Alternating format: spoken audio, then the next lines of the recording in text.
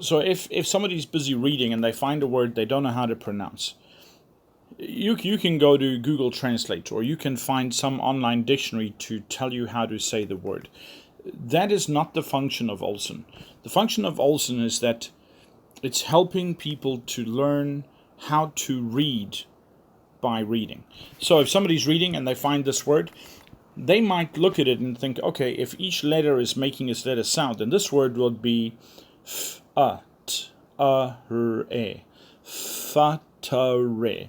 That's a logical thing to do. So if somebody who's still learning to read finds this word, they have no idea how to say it. And maybe they're going to think that it's fatare. In OLSN, you can click on the word. It's not going to tell you how to read the word. It's going to give you a series of clues that help you to learn how to read this word and how to read other words. So in OLSN, when I click, the first thing it's going to do is going to divide the word into syllables. So now I can say, okay, so this word has two parts. And so maybe it's fatare, but that still doesn't sound like any word that I know.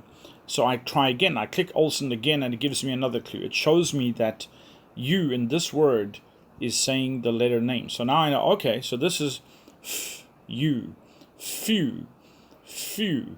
And then I see at the back the E has become gray, so it is silent. So then maybe this word is future. Still doesn't sound right. So I click for another clue. Each time I click, I stop. I go slowly. I try to use what I already know to help me to sound out this word. So I've got this far. This is future, but I try again, click again.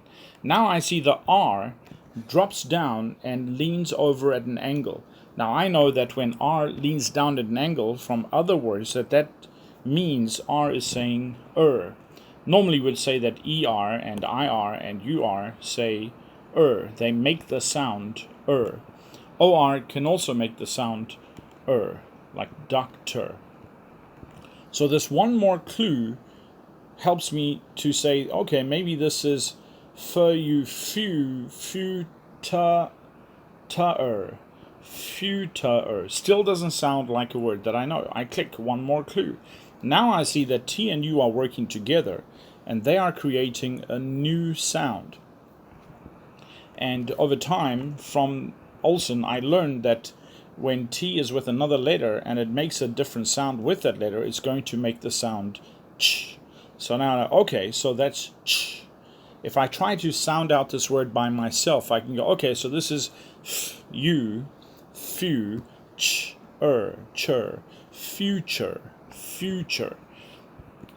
And I try again, and I think, okay, so this is you, few, ch, chur, future, future. OLSN has helped me one clue at a time to understand how to look at this word and sound it out. And the things that I learned in this word I can apply to other words I meet in the future. So now I know how to pronounce the word. I know how to say future, but maybe I don't know what it means. So I can click on the little box with the W, and this is going to take me to definitions for the word. So I can have a look at the definitions and read them to see, does that help me to understand what this word means. I can go and have a look at the synonyms, similar words, and check, do these words help me? So if I have time to come, time ahead, what lay ahead, what lies ahead, coming times, this can give me a different feeling for what does this word future means.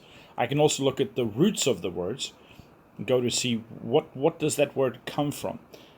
And if that doesn't help me, I can go and have a look at the translations and find out what are the different words. So we're looking at Chinese, so we can have a look and see what are the Chinese meanings.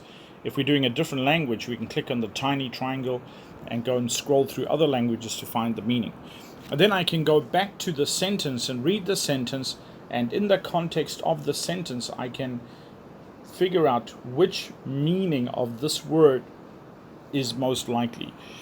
And so like when kids are reading inside OLSN, they've got a support net. When they get stuck, they can click and they get one clue at a time. And each time they click on a word, each time they learn how to pronounce a word, each time they see a symbol like the R lying down and they hear Olsen saying their brain is automatically learning to match those symbols, learning how to decide what is a letter saying in a particular word. So it's not just about I click and I hear how to say the words. I click and there's an orthography. There are special symbols that show me how to sound out that word. And I get one clue at a time. And I'm trying to guess, I'm trying to figure out how to say the word correctly using what I know. And if I just use one clue and I find out, then that's fine. If I use 2 or 3 or 4 clues, that's fine. If I read many articles and I meet many new words and I follow the clues for every word that I don't know, over time I'm going to learn how to use phonics to sound out words. But I'm going to learn it while reading. I'm not going to sit and study phonics rules abstractly and now I've got to try and figure it out. I'm going to learn the phonics rules, the orthography, the phonetics, the phonemes. I'm going to learn it while I'm reading by using the online learning support net, by using OLSN.